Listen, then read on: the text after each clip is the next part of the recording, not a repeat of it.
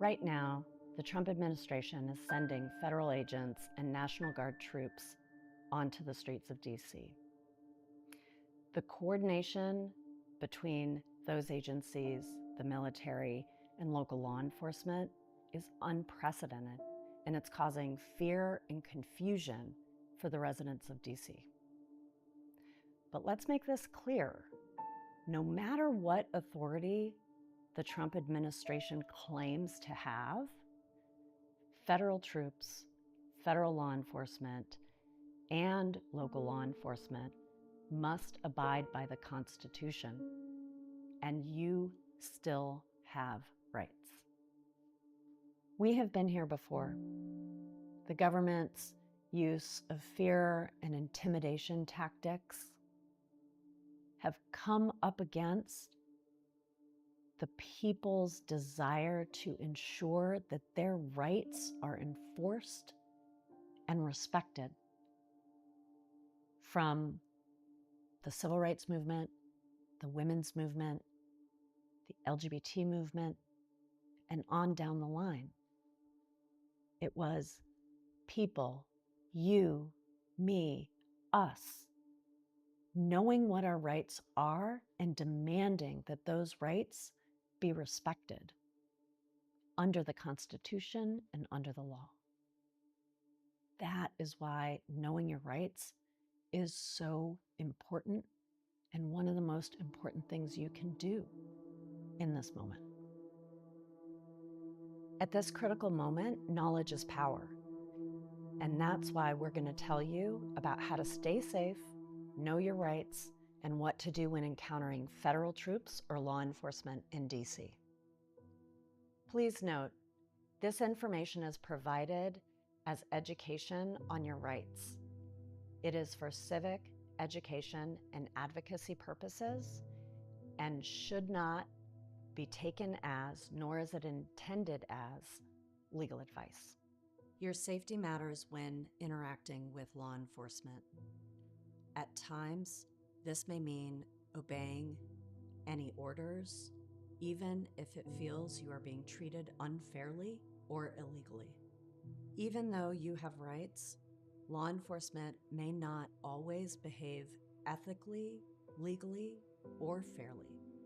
For example, to stay safe, we recommend that you keep your hands where law enforcement can see them.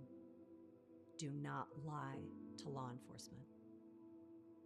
You have the right to tell other people about their rights.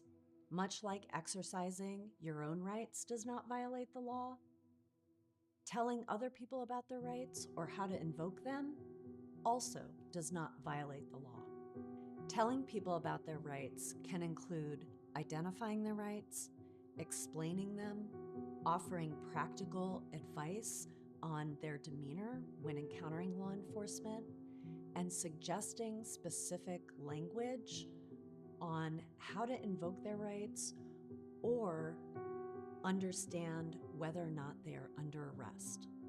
Political speech about what the law should be, debate about the law as it is, and advocacy for change are all protected by the First Amendment. You can say that you think certain policies are unjust. You can advocate for change, and you can talk about what you see going on with the people and the communities around you. You have the right to share truthful, lawfully obtained information about law enforcement. You have the right to photograph law enforcement in public spaces, in public view, and you have the right to tell people about their rights. This information is designed to provide education on your rights. What happens if you're stopped by government personnel, whether local or federal law enforcement or National Guard troops? Always remain calm. Don't resist or obstruct law enforcement, and keep your hands visible. You can ask if you're free to leave the interaction at any point in the time that law enforcement is engaging you. Say, "Am I free to go?" If the answer is yes, you can walk away. If the answer is no, that means you've been stopped and have to remain where you are until you're told that you're free to go. You don't have to answer a government official's questions unless you're stopped for certain types of parking, traffic, or pedestrian offenses when you have to provide your name and address if asked. There are some additional considerations you should keep in mind about answering questions if you're not a citizen, and we'll talk about those in a moment. But outside these settings, if you don't want to answer a question from a government official, you can say, "I want to remain silent." Government officials can't detain you without reasonable suspicion that you have committed or are about to commit a crime, or that you're in the process of committing a crime. But you won't know if the government official has that type of suspicion when they stop you. That's why during interactions with government officials, you want to take mental notes about what's going on, what occurred before you were stopped, what the official says and does while you're stopped, and whether anyone is documenting what's happening. That way, you can tell a lawyer if you think your rights were violated, and the lawyer can help protect them. If an official asks to search you or your belongings, you have the right to say no, but shouldn't physically block an attempt to search you or your belongings. The official may have lawful authority to conduct the search even if you object. That's why you should say, "I do not consent to a search," if an officer begins searching you to protect your rights to the greatest extent possible. You don't have to unlock your phone or give government officials your password without a warrant. For additional security, you can turn off the biometric identification on your phone, like the Face ID feature. Remember, no matter what uniform they wear, government officials are bound by the Constitution. That includes the rights we've just discussed and other rights, like the right to peacefully assemble. What if you're asked about your immigration status and you're not a citizen? Don't lie about your immigration status or your name. Don't provide false documents. That can cause a lot of challenges down the road for you. If you're not a US citizen, the law might require you to carry specific immigration documents for your specific immigration status. And the law might require you to provide them when a government official requests your immigration papers. If you have those papers, you have to give them to the officer, and then you can invoke your right to remain silent and refrain from answering questions. If you don't have your papers, you can invoke your right to remain silent.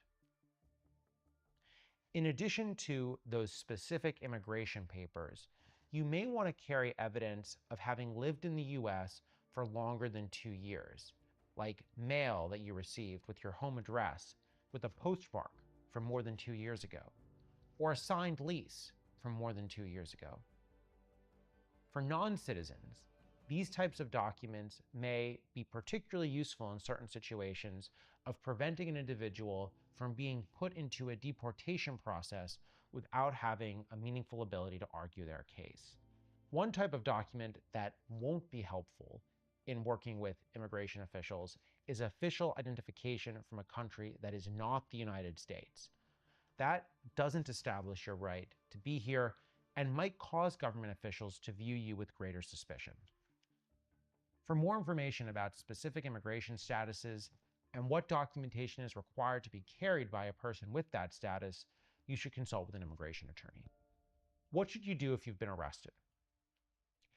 If you're under arrest, you can exercise your right to remain silent and ask for a lawyer, no matter your citizenship status or your immigration status.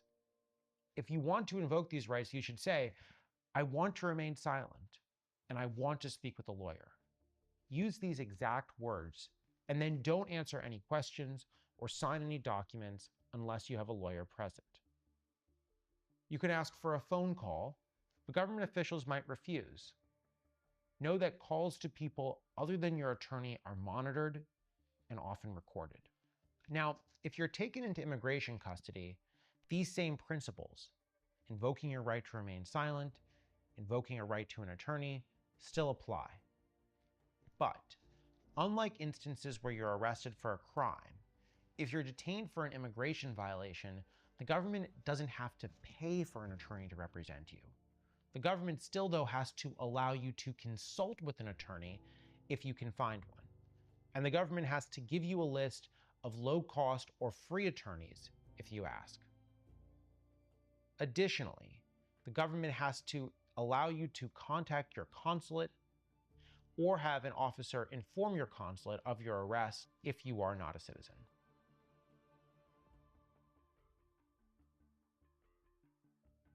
Some people have asked us, can federal law enforcement be masked? Right now, there's no law that prevents federal law enforcement from wearing masks, but we should not have to live in fear of masked, armed agents on our streets. That's why we support the Visible Act. This bill would require federal agents to display visible ID showing the agency they work for and a name or badge number, and it would ban ski masks and other non-medical face coverings. Without identification, the public has no way of knowing whether they're dealing with government officials or impersonators. Can law enforcement take my camera or phone? Police officers may legitimately order citizens to cease activities that are truly interfering with legitimate law enforcement operations. If asked to back up while filming, the safest course is to comply. But you can use your camera to show how far the officer made you go, in case you want to challenge the officer's conduct later. Police officers may not confiscate or demand to view your digital photographs or video without a warrant. The Supreme Court has ruled that police may not search your cell phone when they arrest you unless they get a warrant. Police may not delete your photographs or video under any circumstances. Officers have faced felony charges of evidence tampering as well as obstruction and theft for taking a photographer's memory card. What should I do if government officials come to my home, workplace, or other private spaces? Remember, you don't have to let them in unless they have a warrant signed by a judge or in limited situations when there are emergencies, like a fire.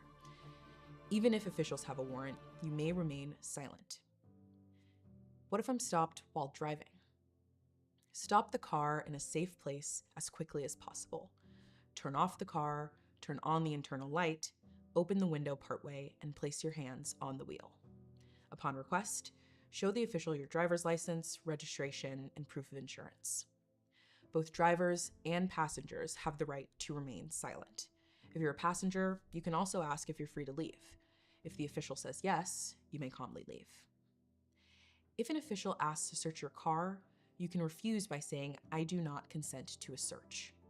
But if the official reasonably believes your car contains evidence of a crime or has a valid safety reason, the official can search your car without consent. What if I'm stopped at a checkpoint? There are limits on the kinds of checkpoints that the government can conduct. Generally speaking, government officials operating a checkpoint must have a stronger suspicion of criminal activity in order to search your car than they do in order to stop your car and ask you questions. If an official asks you questions at a checkpoint, you have a right to remain silent. If an official asks for your permission to search your car, you may clearly and calmly state to the official that you do not consent. If the official conducts the search anyway, having stated that you do not consent may protect your rights later. The ultimate solution to protecting D.C. residents' rights is D.C. statehood. D.C. residents deserve the same rights and voice in our government as every other person in every other state. Until then, we remain vulnerable to abuses of power, such as President Trump's deployment of National Guard troops and federal law enforcement onto the streets of D.C. to tackle an emergency that just does not exist. We will not be intimidated into silence by such heavy-handed tactics. Despite the Trump administration's attempts at fear and intimidation, everyone in D.C. has rights, no matter who you are or your immigration status. Knowing your rights protects you, our communities, and our democracy. Knowledge is power, and you can find more information on your rights at our website at acludc.org/knowyourrights.